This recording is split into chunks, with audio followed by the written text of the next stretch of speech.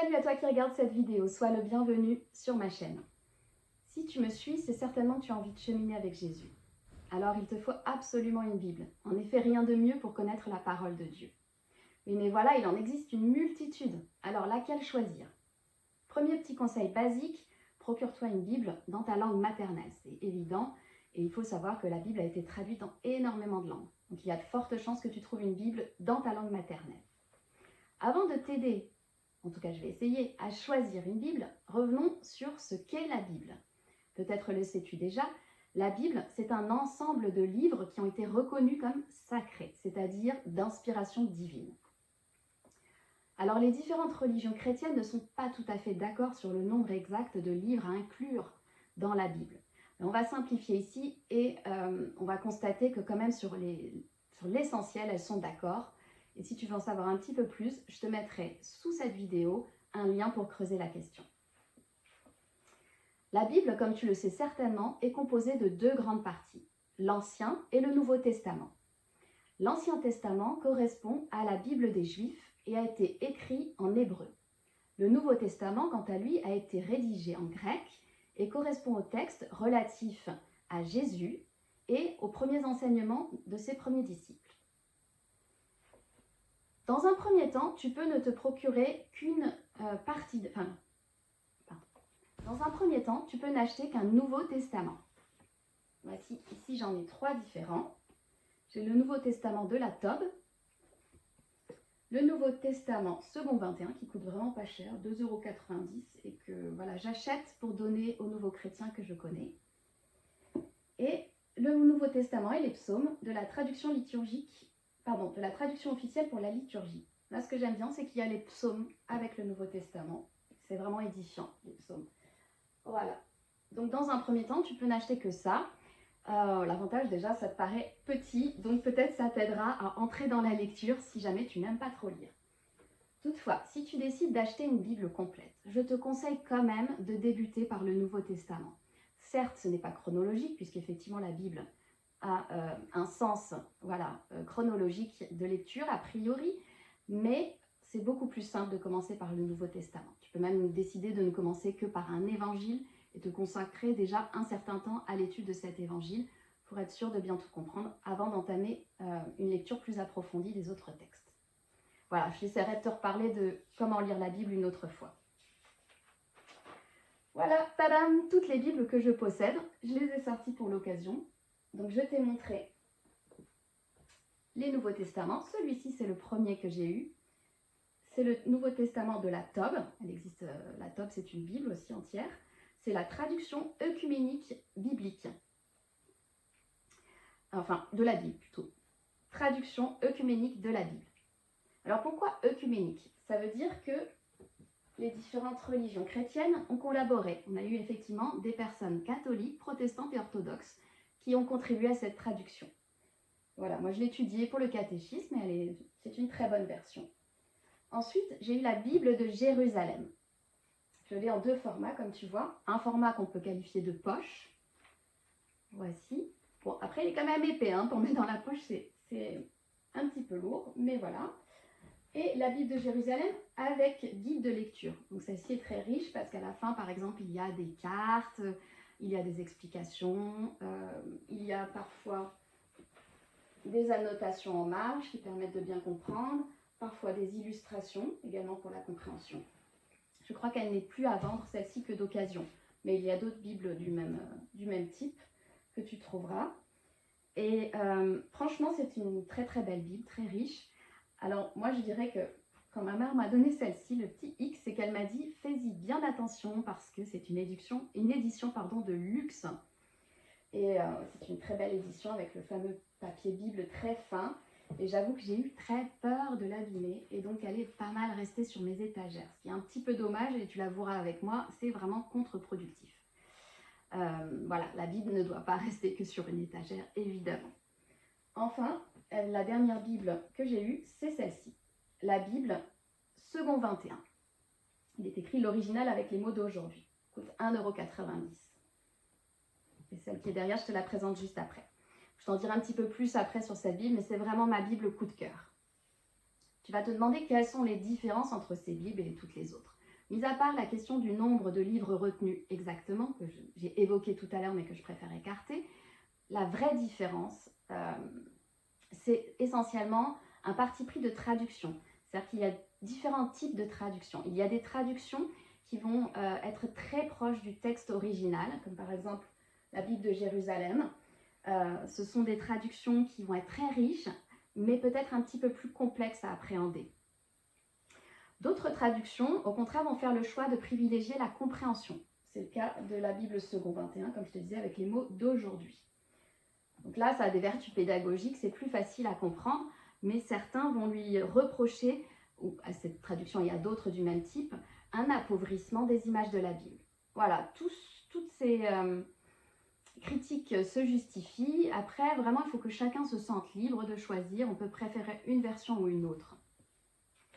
Donc voilà, c'est à toi, comme tu l'auras compris, de faire ton choix. Mais je ne vais pas te laisser comme ça tout seul. J'ai quand même quelques petits conseils à te donner. Voici mes conseils. Le premier conseil, c'est d'aller en librairie. Et oui, je pense qu'il est mieux d'aller feuilleter les différentes Bibles en librairie que de l'acheter en ligne. Sauf si vraiment tu es sûr de toi, tu sais exactement quelle Bible tu veux te procurer. À ce moment-là, pourquoi pas commander en ligne. Et puis, peut-être même encore mieux que d'aller en librairie, ce serait peut-être dans un premier temps de les emprunter, soit dans une bibliothèque, soit peut-être auprès de ton église ou d'amis, pour pouvoir vraiment regarder les différences de traduction. Et puis, il n'y a pas que la traduction qui peut compter aussi, ça peut être aussi la présentation, la taille. Je ne sais pas, on peut avoir un petit peu peur d'un gros format au départ. Voilà, chacun doit apprécier de manipuler sa Bible, de l'ouvrir, de la refermer. Voilà, il ne faut pas hésiter. Il faut vraiment prendre ta Bible le plus souvent possible. Mon deuxième conseil, et c'est peut-être vraiment le plus important, c'est de te laisser guider par Dieu. Pourquoi je dis ça? Voilà, parce que je vais te donner l'exemple de cette Bible-ci dont je t'ai parlé, ma chouchoute, la Bible Second 21. Écoute, figure-toi que je l'ai achetée, je n'en avais jamais entendu parler. J'étais partie faire des courses de papeterie dans une librairie papeterie, voilà, et je me promenais dans les rayons avant d'attendre celui qui m'intéressait, quand soudain, j'ai vu une table sur laquelle il y avait comme une espèce de pyramide de Bible, vraiment bien mise en valeur, et j'ai été attirée par la sobriété de cette couverture blanche, sa jolie écriture dorée. Bon, elle peut aussi être en rouge. Actuellement, on la trouve plus souvent en rouge.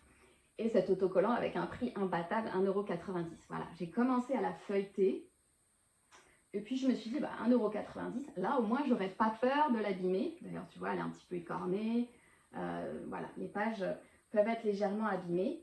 J'aurais pas peur non plus de la noter parce que, bon, à ce prix-là, c'est pas grave si quelqu'un d'autre me dit ta Bible, bon, il y en a de partout, oui, mais au moins je m'en sers.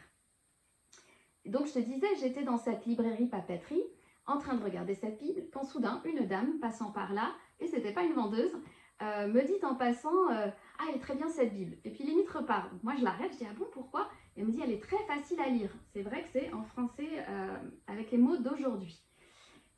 Et donc il n'en a pas fallu plus pour que je sois convaincue de l'acheter. Et vraiment je dirais que c'est Dieu qui s'est servi de ces circonstances pour m'interpeller.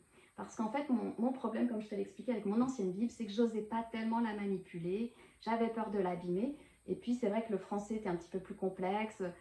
Bon, bien sûr, je la comprenais, mais intellectuellement, je sais pas, j'avais un petit blocage. Donc voilà, avec celle-ci, je me suis lancée un petit peu plus dans la lecture et je dois dire que maintenant, j'aime vraiment la Bible. Je l'aime d'amour et c'est grâce à la Bible Second 21. Bon, je n'ai absolument pas d'action chez cet éditeur, je tiens à le préciser. Sens toi libre d'en choisir une autre, c'est vraiment comme ça te conviendra à toi et puis selon ce que pourra te conseiller le Seigneur. Alors, troisième conseil, donc le premier, tu te souviens, c'était de comparer un petit peu les différentes Bibles. Le deuxième, de te laisser guider par Dieu. Et le troisième, c'est d'avoir plusieurs Bibles. Oui, pourquoi pas? Alors, ce sera peut-être pas tout de suite, je ne te dis pas d'en acheter plusieurs directement. Tu peux, comme je te disais, commencer par un Nouveau Testament et ça peut être suffisant dans un premier temps. Après, moi, je te conseillerais d'en avoir plusieurs. Je vais t'expliquer pourquoi ça peut être utile. Déjà, avoir un tout petit format, comme celle-ci, qui est la même que celle de tout à l'heure, mais encore plus petit. Donc c'est le Nouveau Testament et Psaume de la traduction officielle pour la liturgie, mais ça peut être un autre Nouveau Testament, peu importe. Tu vois, comme c'est petit, c'est très facile à mettre dans un sac à main ou dans un sac à dos. Et je te le recommande parce que honnêtement, souvent on attend chez le médecin, chez le dentiste ou je sais pas, entre deux métros, qu'est-ce qu'on va faire? On va regarder notre téléphone portable. Enfin, c'est pas toujours pour regarder des bonnes choses, c'est souvent pour passer le temps. Eh bien, je trouve que rien de mieux pour passer le temps que de lire un psaume ou un évangile, enfin voilà, selon le temps que tu as, même quelques versets, c'est très bien. Et, euh, et c'est vraiment pas lourd à remettre dans ton sac. Donc un petit format, c'est super. Ensuite, je te dirais qu'il te faut une Bible 4x4, tout terrain. Bon, tu vas rigoler. Pourquoi je te dis ça? Comme je t'ai parlé de ma Bible un petit peu précieuse que je n'osais pas utiliser, ben, à la limite une Bible pas trop chère, que tu n'auras pas peur de décorner, d'abîmer un petit peu. Ben voilà, tu la mets toujours dans ton sac pour aller à l'église, pour aller à une réunion de prière, même chez toi. Voilà, tu la trimbales d'une pièce à l'autre, tu n'as absolument pas peur de l'abîmer. Et tu n'as pas peur non plus de la noter, de la colorier, parce que voilà, il faut que ça vive une Bible, quoi, en fait. Il faut que ce soit selon ton cœur que tu t'en imprègnes vraiment. Voilà. Donc c'est ma Bible 4x4. Et pourquoi pas, il existe aussi des Bibles d'études. Alors ça, ce sont des livres assez imposants qui comportent souvent des cartes. À la fin, un petit peu comme moi, je peux avoir avec ma Bible de Jérusalem. Mais non seulement il y a des cartes et il y a des annotations, des explications, mais il y a aussi vraiment des commentaires de versets. Et ça peut être très intéressant. Moi, je n'en ai pas encore, mais j'envisage plus tard de m'en acheter une. Et peut-être que je te ferai une vidéo à cette occasion. Enfin, dernier type de Bible, c'est la Bible journal. Voilà, moi c'est celle-ci, la Bible journal. C'est également second 21. Là, elle brille un peu parce que tu vois, je l'ai recouverte avec du plastique pour ne pas l'abîmer. Et c'est vraiment très pratique parce qu'en fait, de chaque côté du texte, tu as une marge avec des lignes et tu peux annoter. Il y a également quelques illustrations de versets. Tu peux même les colorier si tu veux les mettre encore plus en relief. Et puis tu vois, moi, ce que j'aime, comme tu l'as vu un petit peu là sur cette page, c'est voilà, mettre des annotations. C'est mon petit toc à moi. J'aime bien souligner, surligner, éventuellement entourer, mettre des attentions, enfin, toutes mes petites annotations. En fait, ça m'est très utile pour me concentrer et essayer de retenir ce que je lis.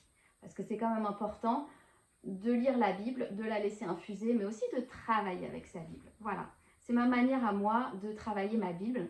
Et pour cela, ma Bible journal est vraiment excellente. Il en existe différentes sortes. C'est assez récent en France. Ça s'appelle aux États-Unis le Bible Journaling. Je ne sais pas si j'ai bien prononcé, mais tu comprendras. Et il y a d'autres personnes qui s'en servent pour toute autre chose. Typiquement, Bible Journaling, c'était pour faire de belles illustrations avec des crayons gras, avec de la peinture. Et pour ça, je te renvoie, je te mettrai un lien vers la chaîne YouTube d'une youtubeuse chrétienne qui s'appelle Andrea Naomi et qui fait ça superbement. Bon, moi, je ne suis pas artiste comme elle, mais ça me sert également. Donc, je te disais à mettre des annotations. Pourquoi pas même aussi, comme je te disais, avoir plusieurs Bibles pour avoir plusieurs types de traductions de la Bible. Comme ça c'est utile. Quand tu as un doute sur un verset, tu peux prendre une autre traduction et comparer. Et souvent, en lisant les deux traductions, eh ben, ça va faire sens pour toi. Bon, tu n'es pas obligé d'acheter une nouvelle traduction. Petit tuyau, tu peux regarder sur Internet une autre version. D'ailleurs, je voulais venir à ça en dernier point, c'est que sur Internet et sur les applications mobiles bibliques, tu peux avoir la Bible gratuitement. C'est très pratique. Vraiment, je te le recommande, que ce soit pour comparer les versions ou que ce soit comme moi sur mon téléphone. J'ai téléchargé Holy Bible. Là, je n'ai pas non plus d'action dans cette société, mais je la trouve vraiment très bien faite, cette appli, parce qu'il y a toujours un verset, le verset du jour, que voilà, je lis avec plaisir. Ça me permet de découvrir des textes que je n'aurais pas lus ou d'en redécouvrir d'autres. C'est vraiment sympa. Il y a également des plans de lecture. Là, tu peux vraiment avoir des auteurs très intéressants comme David Terry ou d'autres sur différents points. Et vraiment, il y a beaucoup de choses enrichissantes et c'est toi qui choisis de regarder ou de ne pas regarder telle ou telle chose. Donc voilà, un petit peu pour résumer.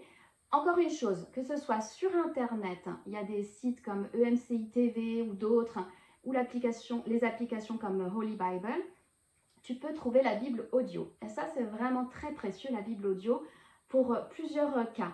Par exemple, tu es dans ton lit, tu as envie d'être béni en écoutant la Bible une dernière fois avant de t'endormir. C'est pratique si tu veux pas trop allumer la lumière, ou bien même pour pas regarder un écran avec la lumière bleue. Voilà, là c'est vraiment bien, tu mets ta Bible audio, tu regardes pas ton écran et quand tu as fini, voilà, tu peux t'endormir paisiblement. ou bien même entre deux métros ou dans le métro. Voilà, dans le métro, on est toujours en train d'être serré, de se tenir comme ça. C'est vrai qu'ouvrir sa Bible, à moins d'être bien assis, sinon c'est pas évident. Donc l'écouter en audio, c'est vraiment une chose que je recommande. Voilà, tous mes petits tuyaux. J'espère que ça t'aura aidé à faire ton choix. Vraiment, je prie le Seigneur que tu trouves la Bible qui te fera plaisir à lire. C'est vraiment ce que je te souhaite. Sois béni et je te dis à très bientôt.